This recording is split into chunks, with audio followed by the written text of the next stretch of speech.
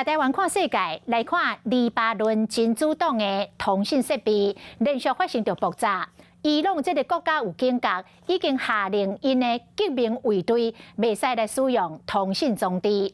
另外，以色列针对着黎巴嫩真主党7300个目标做大规模的轰炸，至少有492个人死亡，超过7600人受伤。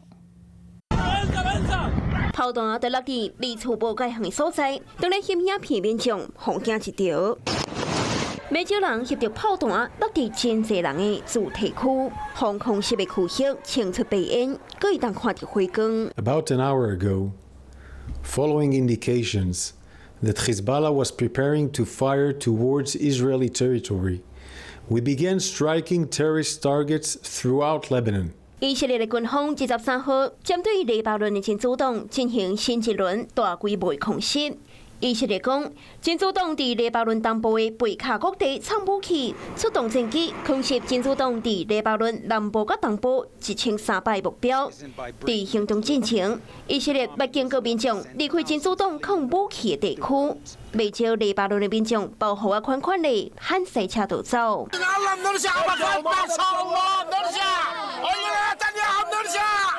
这场空袭造成黎巴嫩严重的死伤，死者包括几十个儿童甲妇女，是为2006年以色列甲真主党战争以来死伤上严重的一天。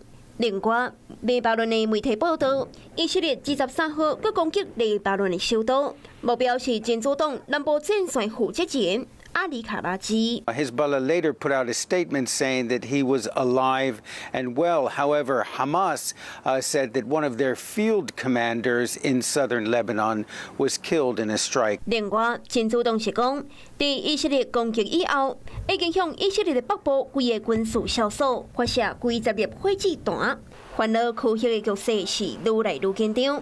美国国防部发言人讲。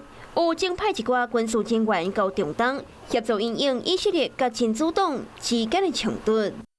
Hello， 我是蒋欣梅。想要抢先掌握最及时的新闻资讯吗？赶快订阅、按赞、开启小铃铛，锁定华视新闻 YouTube 频道。